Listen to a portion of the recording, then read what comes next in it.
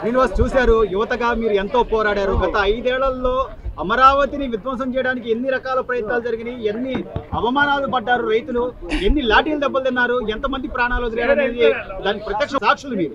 So ఈ రోజు మళ్ళీ 5 ఏళ్ల తర్వాత కూటమి ప్రభుత్వం అధికారంలోకి రావడం, మళ్ళీ పునః ప్రారంభం కావడం, పనులన్నీ కూడా ప్రధాని నరేంద్ర మోదీ చేతుల మీదుగా ఎలా అనిపిస్తుంది? ఏం చెప్తారు మీరు అమరావతి రాష్ట్ర ప్రజలకి?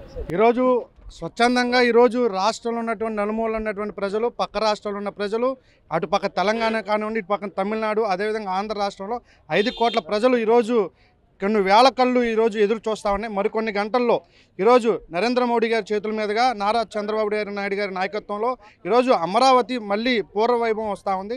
ఈరోజు అందరు కూడా చాలా హర్షిస్తున్నారు, గర్విస్తున్నారు.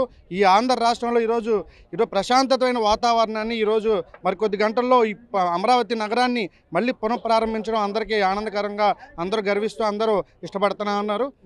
అదేవిధంగా మనం చూసుకున్నట్లయితే గతంలో జగన్మోహన్ రెడ్డి ప్రభుత్వం అధికారంలో ఉన్న 5 సంవత్సరాల్లో 3 ముక్కలాట్లని ఆటను ఆడి ఈరోజు ఆనాటి ప్రభుత్వం విద్యార్థుల్ని, యువతని, కార్మికుల్ని, రైతుల్ని, మహిళల్ని అన్ని రకాలుగా అన్ని హింసలన్నీ ఈరోజు ఆ 5 సంవత్సరాల్లో చూసాం. ఇప్పుడు నారా చంద్రబాబు నాయుడు గారు అని ప్రమాణ స్వీకారం చేసిన 10 నెలల్లోనే ఇది ఈరోజు 30,000 కోట్లు పైగా ఈరోజు అమరావతి నగరానికి రావడం జరిగింది. ఈరోజు నరేంద్ర మోడీ గారు వస్తున్న సందర్భంలో సుమారుగా 1,00,000 కోట్లు పైగానే ఈరోజు అమరావతి నగరానికి, అమరావతి రాజధానికి ఈరోజు రాబోతూ ఉన్నాయి. ఇవన్నీ శుభ పరిణామం. ఈరోజు విద్యార్థి యువత దశలో ఉంచుకొని మేము రాజకీయాల్లోకి నారా చంద్రబాబు నాయుడు గారిని స్ఫూర్తితో రాజకీయాల్లోకి వచ్చాం. ఇలాంటి నారా చంద్రబాబు నాయుడు గారి ప్రభుత్వం పరిపాలన, అభివృద్ధి కార్యక్రమాలు మరెన్నెన్నో జరగబోతాయని ముందు మేము ఆశిస్తూ ఉన్నాం.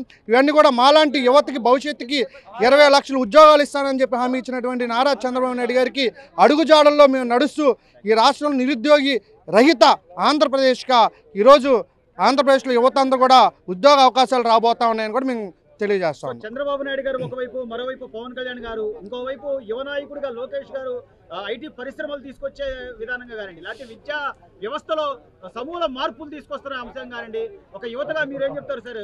జరుగుతున్న పరిపాలన తీరు గురించి ఏం చెప్తారు? మిగతా ఇంకొక సంవత్సరం లోపులోనే హామీ ఇచ్చినటువంటి 20 లక్షల ఉద్యోగాల్లో సుమారుగా 10 లక్షల ఉద్యోగాలు కూడా ఫుల్ ఫ్లెడ్జ్డ్గా కంప్లీట్ చేయడానికి నారా లోకేష్ గారు ముందడుగులు వేస్తూ ఉన్నారు. అప్పటికే విదేశ కంపెనీలతో కానీ మాట్లాడటం కానీ, పెట్టుబడులు రావడం కానివ్వండి, ఉద్యోగ అవకాశాలు రావడం కానివ్వండి, అన్ని ముందంచుకైనా పరుగులు పెడతా ఉన్నటువంటి అంశం కూడా మనకు కనిపిస్తూ ఉంది. ఆంధ్ర రాష్ట్రంలో భారతదేశ చరిత్రలో అమరావతి, ఆంధ్రప్రదేశ్ అనేది ఒక చరిత్రాత్మకంగా మిగిలిపోతూ ఉంది, చరిత్రాత్మకంగా నిలిచిపోతుందని కూడా తెలియజేస్తా ఉన్నాం.